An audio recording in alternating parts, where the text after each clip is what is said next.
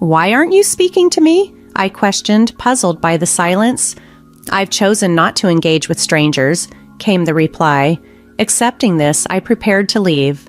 Life at my husband's parents' house was challenging. I anticipated some resistance from my mother-in-law, but the cold shoulder from my father-in-law was unexpected. The atmosphere shifted notably when my sister-in-law, who openly disliked me, moved back in. Our once serene household turned tumultuous. Feeling undeterred, I muttered, "Don't assume I'll regret leaving," and swiftly packed my belongings. Just 2 days after my departure, chaos erupted in their home. My husband and I initially met at work. He was a sales representative, frequently visiting my office.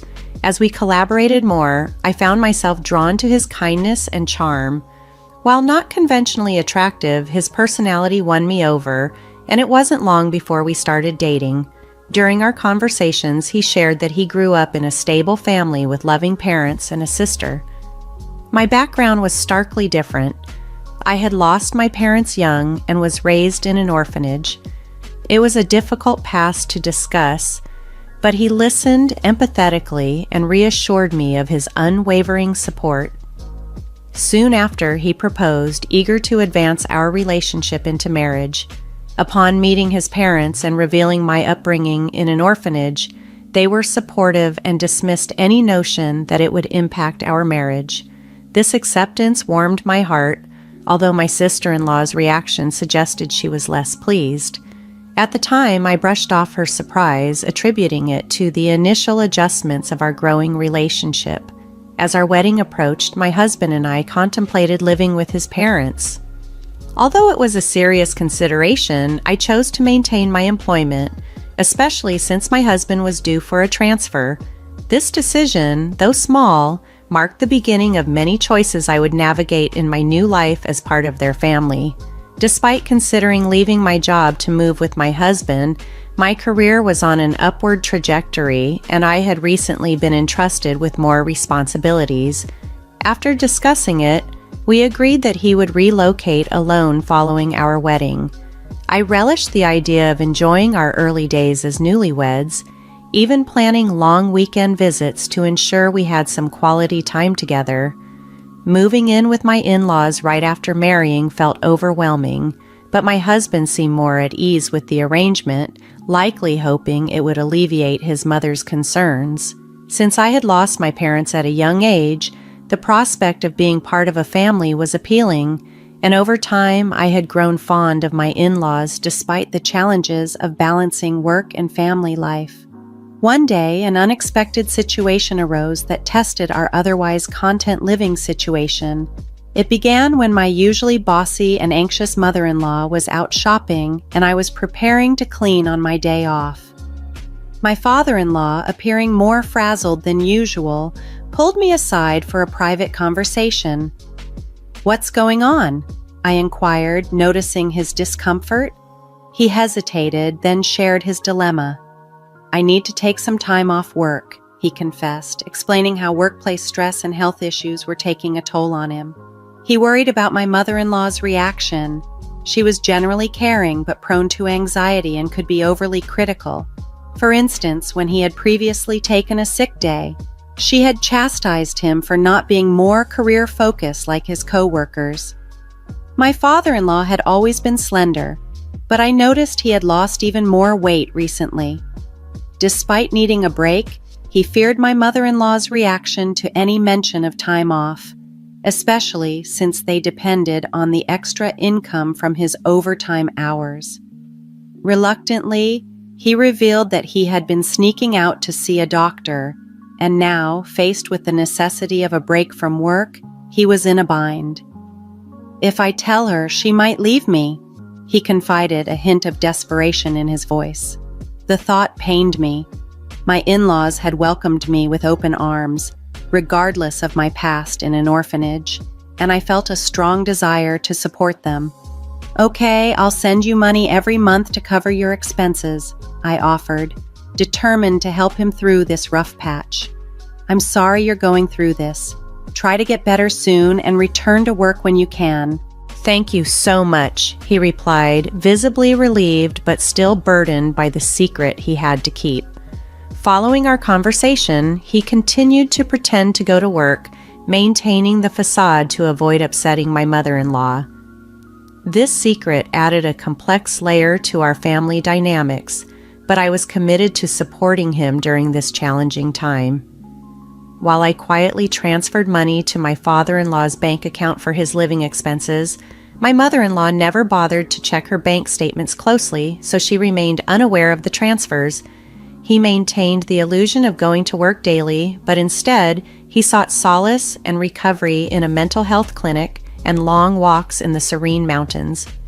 Gradually, his health and spirits improved, and it seemed he might soon return to work. However, an unexpected turn of events shook our household dynamics. After a significant argument with her husband, my sister-in-law returned to her parents' home. "There's nothing like being back home," she declared with relief, venting about her strained marriage. "I thought I'd lose my mind staying with that foolish husband of mine. I'll be staying here for a while, so you'll need to cook for me too." From our first family gathering, it was clear she harbored resentment towards me.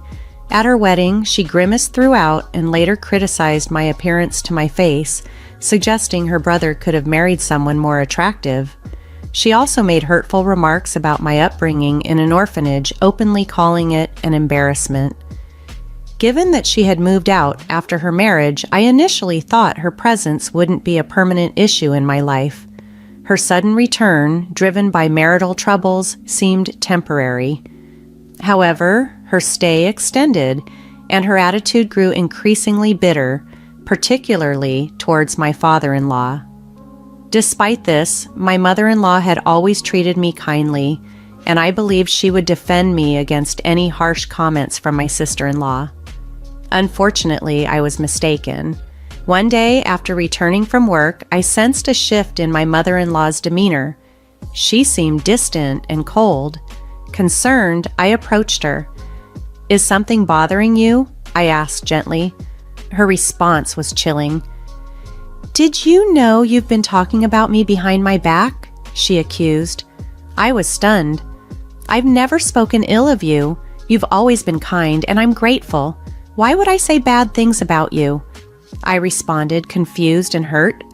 She left the room abruptly, leaving me to face my smirking sister-in-law in the hallway. "Looks like you're not in her good books anymore. Did your true colors finally show? Being from an orphanage, your background does matter, huh? It's best not to gossip about people," she taunted. "I haven't said anything bad about her," I defended myself, bewildered by the accusations. "Oh, the neighbors mentioned it when I came back. They said you've been speaking poorly of her all along," my sister-in-law claimed, adding a layer of mystery with her vague reference to unnamed neighbors. "I've never said any of those things. Stop making things up," I protested, but my words fell on deaf ears. "Oh, how disrespectful, Mom. She's calling me a liar and being mean to me," my sister-in-law exclaimed, twisting my words as she retreated to my mother-in-law's room. Following this incident, my sister-in-law's behavior worsened. She fabricated complaints, claiming I mistreated her by making her sleep in the hallway and insisting she take the last turn for bath since she was merely a guest. Each time she complained, I found myself explaining and defending my actions and words, trying to clear misunderstandings in a home that had once promised a new family and a fresh start. As time passed, it became evident that my mother-in-law was increasingly influenced by my sister-in-law's manipulative words.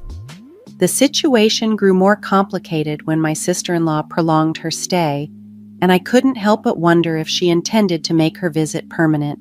This thought weighed heavily on me each day as I returned home from work, a place that once felt welcoming but now felt cold and silent. "I'm back," I announced softly upon entering the house, a stark contrast to the warm greetings I used to receive. The living room was quiet.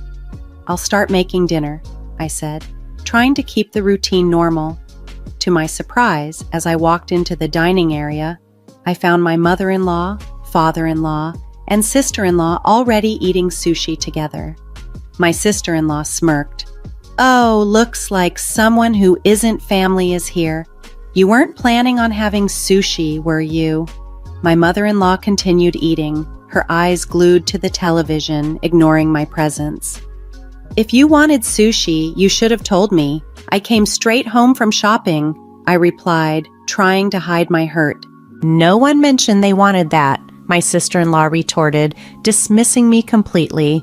Then, turning to our parents, she cheerfully added, "Hey, Mom, Dad, I went out with my friends today and brought back some delicious pudding. Let's eat together." They all indulged in the dessert, ignoring me entirely. Exhausted from work and the emotional strain, I retreated to my room, too weary to confront the blatant exclusion.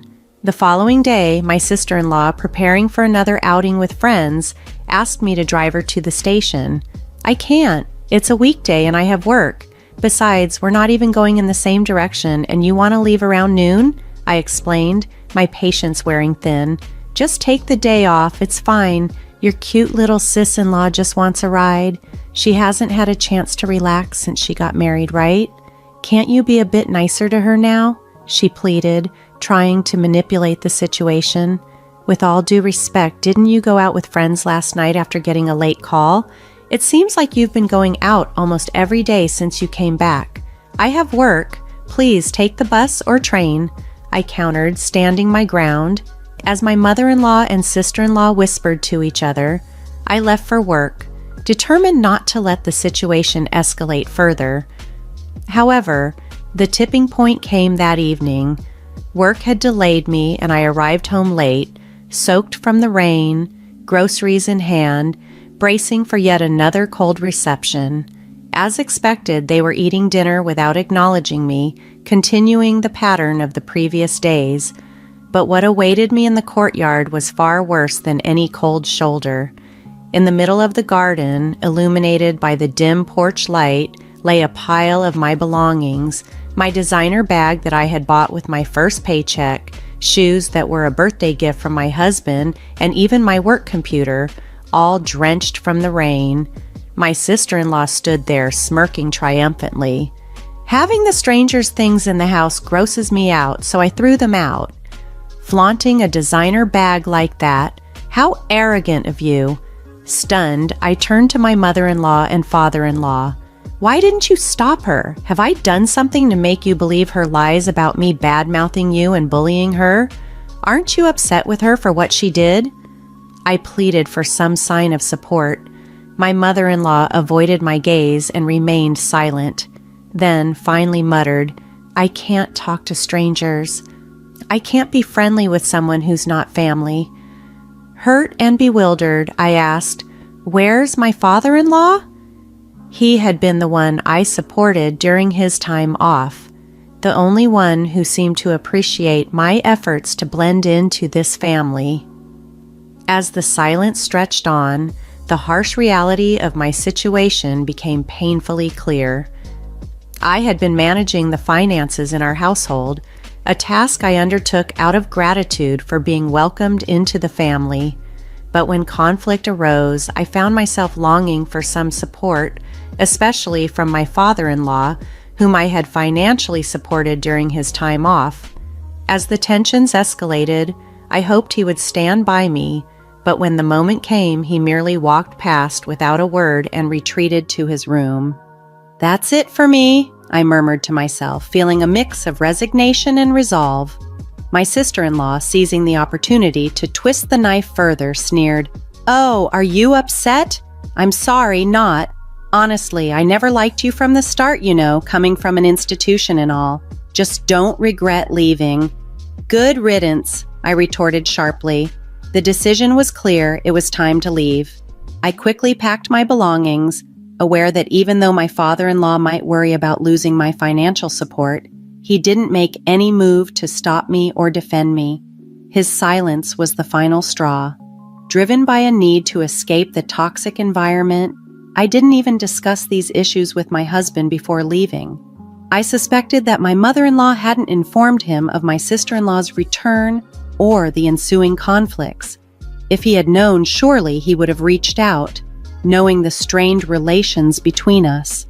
But there had been no word from him on the matter, and a part of me feared that perhaps he too was influenced by his family's narrative. With a heavy heart, I got into my car and drove straight to my husband's new job location far away.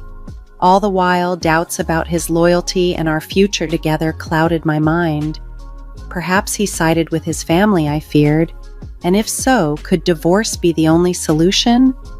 Upon arriving at his apartment, he wasn't home yet, likely held up by end-of-month work. As I waited, the lights in the apartment signaled my arrival, and soon my husband walked in, surprised and delighted. "What? You're here? You should have told me you were coming. I would have come back sooner." What a pleasant surprise. His face lit up with a genuine smile, a stark contrast to the coldness I'd faced at his family's home. The mix of relief and humiliation overwhelmed me, and tears started to form. "What's wrong? Did I do something? Seriously, what's going on?" he asked, his concern palpable. Taking a deep breath, I began to explain everything. I told him about supporting his father during his medical leave, his sister's return and prolonged stay, her lies that turned his mother against me, and the cold treatment that escalated to my belongings being left out in the rain. Through tears and pauses, I laid bare the painful reality of my days with his family. After hearing everything, my husband was apologetic. He regretted being too wrapped up in work to notice the signs and deeply lamented his family's behavior towards me. He assured me that I wouldn't have to return to that house or interact with them if I chose not to. His response provided a sliver of hope that perhaps, with his support, we could navigate through this turmoil together. Despite the possibility of forgiveness someday, my husband was resolute about severing ties with his parents and sister. He also firmly declared that he would cease all financial support to his father. That night, I felt an immense burden lift from my shoulders. The stress I had been carrying dissolved, and I slept soundly beside him for the first time in ages. After leaving my in-laws' house, I never returned.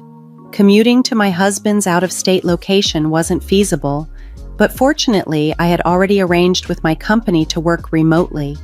My job didn't require constant office presence, and many of my colleagues were also working from home, although I still needed to visit the office a few times each month. Some of my colleagues lived even farther away, so remote work was a well-established practice. Living under the same roof as my in-laws and enduring my sister-in-law's antagonism had kept me from truly enjoying married life. Now, as we settled into our new routine, it felt like we were finally starting our lives as newlyweds. I was setting up my remote workstation when unexpectedly my sister-in-law reached out to me. It turned out that the day after I left, it was my father-in-law's payday, a day my mother-in-law typically managed by transferring a portion of his paycheck to their household account. This time, however, she was unable to do so, and only then discovered that I had been supporting them financially during his time off. "Hey, why didn't you tell me you were covering the living expenses?" she demanded over the phone. "He asked me not to. He didn't want you to know, so I respected his wishes," I responded, keeping calm. "We're running out of money for living expenses, and there's no one here to cook or do laundry. The place is a mess. As his wife, you need to come back and take care of these things, and send money quickly." "How heartless," she exclaimed. "I've already told you, I have no intention of going back to that house or being treated like your maid. Why should I help people who despise me, ruin my things, and treat me this way? Aren't you his wife?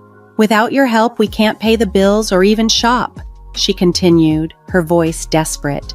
"That's exactly why I'm saying it. I'm an outsider, so it's none of my business, right?" I replied, reflecting on her own words to her. I hung up the phone, ignoring her further complaints. Despite her and my mother-in-law's attempts to reach me with calls and messages, I stood firm in my decision. No longer would I allow myself to be drawn into their chaos or be manipulated by guilt. It was a liberating moment, affirming my resolve to start anew with my husband, free from the toxic ties that had once bound us. Despite the persistent calls from my in-laws, I chose to ignore them completely. However, when my husband returned from work and finally answered the phone, He addressed them with unwavering firmness. "I will never forgive how you treated her. I'm not sending her back to you, and I'm not coming back either. I don't see you as my family anymore. Leave my wife alone or you'll regret it." Considering how much my sister-in-law idolized her brother and my mother-in-law's dependency on him, this declaration must have come as a shock to them. A few days later, my father-in-law called, his voice laden with desperation. He explained how difficult life had become living with my mother-in-law and sister-in-law and begged me to resume the financial help.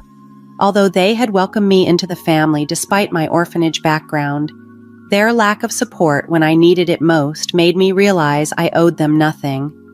"I will never assist you again," I told him firmly and ended the call. Subsequently, in an act of sheer desperation, my mother-in-law and sister-in-law shamelessly showed up at my workplace. Knowing their potential for creating disturbances, I had already briefed my company about the situation, and security was alerted immediately. They caused a scene, demanding that the company force me to send money back home. When my husband found out, he was incensed and advised, "Report them to the police." My colleagues were incredibly supportive, encouraging me to focus on my work and my life with my husband, far removed from the toxic environment of my in-laws. The stress took its toll on my father-in-law, whose health declined significantly due to the pressure exerted by my mother-in-law and sister-in-law. Eventually, he had no choice but to quit his job. Meanwhile, my sister-in-law attempted to return to her husband's family, but he refused to take her back. The town quickly caught wind of her dramatic antics at my workplace, exacerbating her already troubled marriage, which promptly led to their decision to divorce. Without any support, my in-laws and sister-in-law moved to a modest apartment and started working part-time jobs to make ends meet. As for my husband and me, we were finally enjoying peaceful, fulfilling days together.